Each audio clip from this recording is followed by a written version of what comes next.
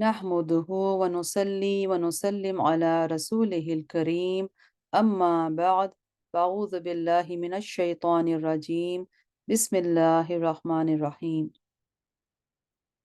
يا أيها الناس اعبدوا ربكم الذي خلقكم والذين من قبلكم لعلكم تتقون الذي جعل لكم الأرض فراشا والسماء بناء وأنزل من السماء ماء فأخرج به من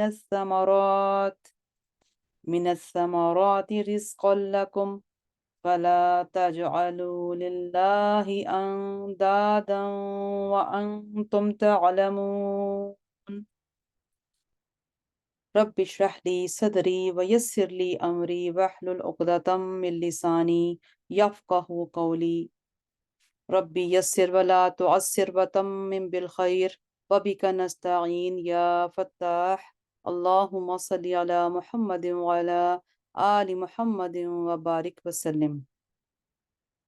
الحمدللہ سورہ بقرہ کی آیت نمبر 21 اور 22 کی جو ابھی میں نے تلاوت کی، اس کا ترجمہ اور اس کی مختصر تفسیر بھی انشاءاللہ آج اس پہ غور و فکر کریں گے۔ اللہ تعالیٰ مجھے اور آپ کو اس پر اس خاص رمضان کے خاص دنوں میں ہمیں غور و فکر کی، قرآن پاک پر عمل کرنے کی، اس کو سمجھنے کی توفیق عطا فرمائے، آمین۔ بسم اللہ الرحمن الرحیم۔ آیت نمبر 21، یا ایھا الناس، یا ایھا الناس، اے لوگو بندگی کرو اپنے رب کی، اعبدو، اپنے رب، بندگی کرو، ربکم، اپنے رب کی، الذی خلقکم، جس نے پیدا کیا تمہیں، والذین، اور ان کو جو من قبلکم، جو تم سے پہلے تھے، لعلکم تتقون، تاکہ تم جو پرہیزگار بن جاؤ، تتقون، پرہیزگار بن جاؤ۔ الذی جعل لکم الارض، اور جس نے بنایا، الذی، جس نے بنایا واسطے تمہارے الارض فراشا والسماء، بچھونا، زمین کو بچھونا، اور آسمان کو بناء، چھت، وانزل، اور اتارا، من السماء، آسمان سے، ماء، جو ہے پانی، فاخرج، پھر نکالے، بہ، من الثمرات رزقا، اس سے میوے تمہارے لیے، لکم، تمہارے لیے، اس سے میوے، ثمرات، تمہارے کھانے کے واسطے۔ فلا تجعلوا للہ، سو نہ ٹھہراؤ کسی کو اللہ کے مقابل، اور وانتم تعلمون، اور تم تو جانتے ہو۔ اے لوگو، عبادت اختیار کرو اپنے پروردگار کی، جس نے تم کو پیدا کیا، اور ان لوگوں کو بھی جو تم سے پہلے گزر چکے ہیں۔ عجب نہیں کہ تم دوزخ سے بچ جاؤ۔ یہ صرف ایک محاورتن میں عجب نہیں کا لفظ وعدے کے موقع پر بولا جاتا ہے۔ وہ ذات پاک ہے، ایسی ہے جس نے بنایا تمہارے لیے زمین کو فرش اور آسمان کو چھت، اور برسایا آسمان سے پانی، پھر پرتہ آدم سے نکالا بذریعہ اس پانی کے پھلوں سے غذا کو تم لوگوں کے واسطے۔ اب تو مت ٹھہراؤ اللہ پاک کے مقابل، اور تم تو جانتے بوجھتے ہو، یعنی یہ جانتے ہو کہ تم اس چیز کو جانتے ہو کہ تمام تصرفات اللہ تعالیٰ کے سوا کوئی کرنے والا نہیں، پھر اللہ کے مقابلے میں دوسری چیزوں کو معبود بنانا کیسے درست ہو سکتا ہے۔ سورہ بقرہ کی، اس میں ہم کچھ ربط کو پہلے سمجھ لیتے ہیں کہ پچھلی جو آیات ہم نے پڑھی تھیں، اس میں سورہ بقرہ کی دوسری آیت میں اس دعا کی درخواست کا جواب تھا سورہ فاتحہ میں آئی ہے، یعنی اہدنا الصراط المستقیم، یعنی جو صراط مستقیم تم طلب کرتے ہو وہ اس کتاب میں ہے۔ قرآن پاک اول سے آخر تک صراط مستقیم ہی کی تشریح ہے۔ اس کے بعد قرآنی ہدایات کو قبول کرنے اور نہ کرنے کے اعتبار سے انسان کے 3 گروہ کو بیان فرما دیا۔ پہلے 3 آیات میں کیا تھا؟ مومنین اور متقین کا ذکر ہوا، جنہوں نے ہدایات قرآنی کو اپنا نصب العین بنا لیا۔ پھر بعد کی جو 2 آیتوں میں اس گروہ کا ذکر کیا جس نے کھلے طور پر اس ہدایت کی کیا کر دی، مخالفت کر دی۔ اس کے بعد 13 آیتوں میں اس خطرناک گروہ کے حالات بیان کیے گئے جو حقیقت میں تو قرآنی ہدایت کے مخالف تھے، مگر دنیا کے ذلیل اغراض اور مسلمانوں کو نقصان پہنچانے کے خیال سے اپنے کفر و مخالفت کو چھپا کر مسلمانوں میں شامل رہتے اور اپنے آپ کو مسلمان ظاہر کرتے۔ اسی طرح سورہ بقرہ کی 20 آیتوں میں ہدایت کے قبول کرنے اور نہ کرنے کے معیار پر کل انسانوں کو 3 گروہوں میں بانٹ دیا گیا، جس میں اس طرف بھی اشارہ پایا گیا کہ انسانوں کی گروہی اور قومی تقسیم نہ رنگ، نسل، وطن، زبان اور سے معقول نہیں، بلکہ اس کا صحیح تقسیم کیا ہے؟ مذہب کی بنیاد پر ہے۔ اللہ تعالیٰ اور اس کی ہدایات کو ماننے والے ایک قوم اور نہ ماننے والے دوسری قوم، جن کو سورہ مجادلہ میں حزب اللہ اور حزب الشیطان کا نام دیا گیا۔ اس کے بعد مذکورہ 21 اور 22ویں آیتوں میں تینوں گروہوں کا خطاب کر کے وہ دعوت پیش کی گئی جس کے لیے قرآن نازل ہوا۔ اس میں مخلوق پرستی سے باز آنے اور ایک خدا کی عبادت کرنے کی طرف دعوت ایسے انداز سے دے دی گئی اس میں دعوے کے ساتھ اس کے واضح دلائل بھی موجود ہیں، جن میں ایک عام انسان، ادنا سمجھ والا انسان بھی ذرا سا بھی غور کرے تو توحید کے اقرار پر مجبور ہو جائے۔ قرآن پاک کی آیت کریمہ میں ابھی جو پڑھا، یا ایہا الناسو، یا ایہا الناسو سے خطاب شروع ہوا۔ لفظ الناس عربی زبان میں مطلق انسان کے معنی میں آتا ہے، اس لیے مذکورہ تینوں گروہ اسی میں داخل ہو گئے، جن کو مخاطب کر کے ارشاد فرما دیا، اعبدوا ربکم۔ عبادت کا معنی ہے اپنی پوری طاقت، مکمل فرما برداری کے ساتھ میں صرف کر دینا، خوف اور عظمت کے پیش نظر نافرمانی سے دور رہنا۔ جیسا کہ آپ کو پتہ ہے کہ رب کا معنی ہم نے پہلے بھی الحمدللہ سمجھا، لیکن اب اس کی ایک مختصر اور تعارف اس کا ہم سمجھتے ہیں کہ رب کی جگہ پہ اگر کوئی اور نام اللہ سبحانہ تعالیٰ کا اس میں آتا تو اس کی کیا حکمت اور کیا نہیں حکمت تھی۔ یہاں لفظ رب کی جگہ لفظ اللہ یا اسماء الحسنہ میں سے کوئی اور نام بھی لایا جا سکتا تھا، مگر ان میں سے اس جگہ لفظ رب کا انتخاب کرنے میں یہ حکمت ہے کہ اس مختصر سے جملے میں دعوے کے ساتھ دلیل بھی آ گئی کہ عبادت کی مستحق صرف وہی ذات پاک ہے جو انسان کی پرورش کی کفیل ہے، جو اس کا ایک قطرے سے جو تدریجی گریجولی تربیتی کے ساتھ ایک انسان نارمل، سمیع و بصیر والا، عقل ادراک والا ہر انسان بنا دے اور اس کی بقا اور ارتقاء کے وسائل مہیا کر دے۔ اور یہ ظاہر ہے کہ انسان کتنا ہی جاہل ہو، اپنی بصیرت کو برباد کر چکا ہو، ذرا بھی غور کرے گا تو اس کا یقین کرنے میں اس سے ہرگز وہ تعامل نہیں ہوگا کہ یہ شان ربوبیت بجز اللہ تعالیٰ کی اور کسی میں نہیں۔ انسان پر یہ انعامات نہ کسی پتھر کے تراشے ہوئے بت نے کیے ہیں، نہ کسی اور مخلوق نے، اور وہ کیسے کرتے جبکہ وہ سب خود اپنے وجود اور بقا میں اسی ذات واحد کے ہی محتاج ہیں۔ خلاصہ یہ ہے کہ اس جگہ لفظ رب لا کر یہ واضح کر دیا کہ جس ذات کی عبادت کی طرف دعوت دی گئی ہے اس کے سوا کوئی اور دوسری ہستی عبادت کے مستحق ہو ہی نہیں سکتی۔ اس جملے میں آپ نے ایک چیز پڑھی کہ یا ایھا الناس، انسان کے تینوں گروہوں میں گروہ کا خطاب ہے۔ ہر مخاطب کے لیے اس جملے کا معنی اور مطلب جدا ہے۔ اگر ہم کہتے ہیں کہ مذکورہ تینوں جو گروہ ہیں وہی سب داخل ہیں ہر انسان، لیکن اس کا جو معنی ہو جدا ہو جائے گا۔ مثلا جب کہا گیا کہ اپنے رب کی عبادت کرو، یا ایھا الناس اعبدوا ربکم، تو کفار کے لیے اس خطاب کے معنی یہ ہوگے مخلوق پرستی چھوڑ کر کیا کرو؟ توحید اختیار کر لو۔ اور اگر یہ منافقین کے لیے اس کا یہ معنی ہوں گے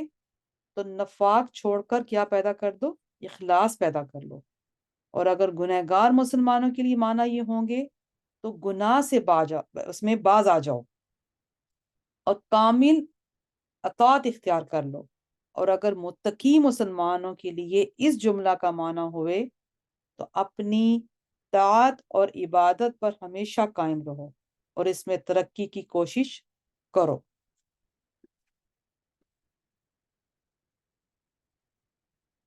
اللہ سبحانہ تعالیٰ فرماتے ہیں آگے الذی خلقکم والذین من قبلکم، یعنی تمہارا پروردگار وہ ہے جس نے تمہیں پیدا کیا اور ان قوموں کو بھی جو تم سے پہلے گزر چکی ہے۔ اس میں رب کی وہ صفت بتائی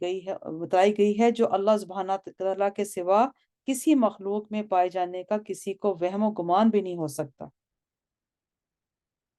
اللہ سبحانہ تعالیٰ نے ایک انسان کو خوبصورت پیدا کیا، پاک صاف انسان بنا دینا اور فرشتے بھی اس کی پاکی پر رشک کریں، یہ سوائے اس ذات پاک کے کسی کا کام ہو سکتا ہے جو کسی کا محتاج نہیں، اور سب اسی کے محتاج ہیں۔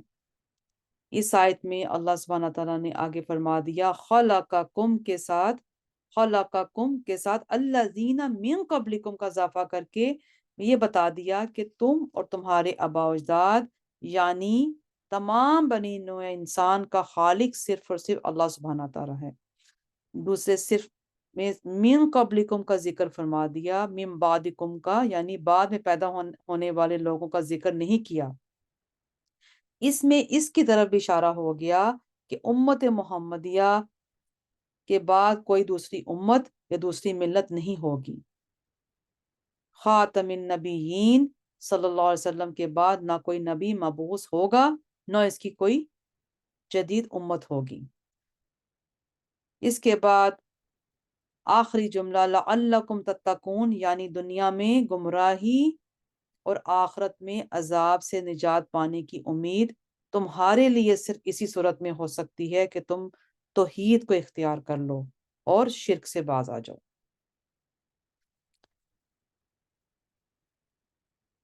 پھر دوسری آیت میں رب کی دوسری صفات کا بیان ہوا، الذین جعل لکم الارض سے لے کے رزق لکم تک، یعنی رب وہ ذات جس نے بنایا تمہارے لیے زمین کو فرش اور آسمان کو چھت اور برسایا آسمان سے پانی، پھر اس پانی کے ذریعے پردہ عدم سے نکالی پھلوں کی غذا تمہارے لیے۔ تو اس طرح پہلی نعمت ان انعامات کا ذکر تھا جو انسان کی ذات سے متعلق ہے۔ آفاقی نعمتوں میں زمین کی پیدائش کا ذکر ہے، فرش بنا دیا، پانی کی طرح نرم ہے جس پر قرار نہ ہو سکے، اور نہ لوہے پتھر کی طرح سخت ہے کہ ہم اسے اپنی ضرورت کے مطابق آسانی سے استعمال نہ کر سکیں، بلکہ نرمی اور سختی کے درمیان ایسا بنا دیا جو عام انسانی ضرورت زندگی میں کام دے سکے۔ سبحان اللہ۔ فراش کے لفظ سے یہ لازم نہیں، آگے فراش کے معنی کو انہوں نے تفصیل سے بیان کیا کہ یہاں فراش کے لفظ سے یہ لازم نہیں آتا کہ زمین گول نہ ہو، کیونکہ زمین کا عظیم الشان کرہ گول ہونے کے باوجود دیکھنے میں ایک سطح نظر آتا ہے، اور قرآن کا عالم طرز یہی ہے کہ ہر چیز کی وہ کیفیت بیان کرتا ہے جس کو ہر دیکھنے والا عالم، جاہل، شہری، دیہاتی سمجھ سکے۔ دوسری نعمت یہ ہے کہ آسمان کو ایک مزین اور نظر فریب چھت بنا دیا۔ تیسری نعمت یہ کہ آسمان سے پانی برسا دیا۔ پانی آسمان سے برسانے کے لیے ضروری نہیں کہ بادل کا واسطہ درمیان میں نہ ہو، بلکہ محاورات میں ہر اوپر سے آنے والی چیز کو آسمان سے آنا بولتے ہیں۔ قرآن پاک کی کوئی آیات متعدد مقامات بادلوں سے پانی برسانے کا ذکر فرمایا، ارشاد ہے کیا بارش کا پانی سفید بادلوں سے تم نے اتارا ہے یا ہم اس کے اتارنے والے ہیں؟ پھر ایک اور جگہ ارشاد ہے ہم نے اتارا پانی بھرے ہوئے بادلوں سے پانی کا ریلا۔ چوتھی نعمت اس پانی کے ذریعے پھل پیدا کرنا، پھلوں سے انسان کو غذا پیدا کرنا۔ پروردگار عالم کی چار مذکورہ صفات میں سے پہلی تین باتیں تو ایسی ہیں کہ ان میں سے انسان کی سعی اور عمل تو کیا خود اس کے وجود کو بھی دخل نہیں۔ اس میں تو ایک انسان کا نام و نشان بھی نہیں تھا جب ان زمین اور آسمان پیدا ہو چکے تھے اور بادل اور بارش اپنا کام کر رہے تھے۔ ان کے متعلق تو کسی بے وقوف جاہل کو بھی یہ شبہ نہیں ہو سکتا کہ سوائے حق سبحانہ تعالیٰ کے کسی انسان یا بت یا کسی اور مخلوق نے کیے ہوں گے۔ تو اس حوالے سے قرآن پاک کی آیت کریمہ جس میں فلا تجعلوا للہ اندادا وانتم تعلمون، اس آیت کے آخر میں اللہ تعالیٰ نے ارشاد فرما دیا اب تو مت کھراؤ اللہ کا مقابل، اور تم جانتے بوجھتے ہو، یعنی جو تم نے یہ جان لیا کہ تم کو نیست سے ہست کرنے والا، تمہاری تربیت اور پرورش کے سارے سامان مہیا کر کے ایک قطرہ سے حسین اور جمیل، حساس اور آخری انسان بنانے والا، تمہارے رہن سہن کے لیے زمین اور دوسری ضروریات کے لیے آسمان بنانے والا، اور آسمان سے پانی برسانے والا، پانی سے پھل اور پھل سے غذا مہیا کرنے والا اللہ تعالیٰ کے کوئی نہیں، تو عبادت اور بندگی کا مستحق دوسرا کون ہو سکتا ہے؟ اس کو اللہ کا مقابل یا سہیم اور شریک ٹھہرایا جائے۔ اگر ذرا بھی غور کیا جائے تو اس جہان میں اس سے بڑھ کر کوئی ظلم اور بے وقوفی اور بے عقلی نہیں ہو سکتی کہ اللہ تعالیٰ کو چھوڑ کر مخلوق سے دل لگایا جائے اور اس پر بھروسہ کیا جائے۔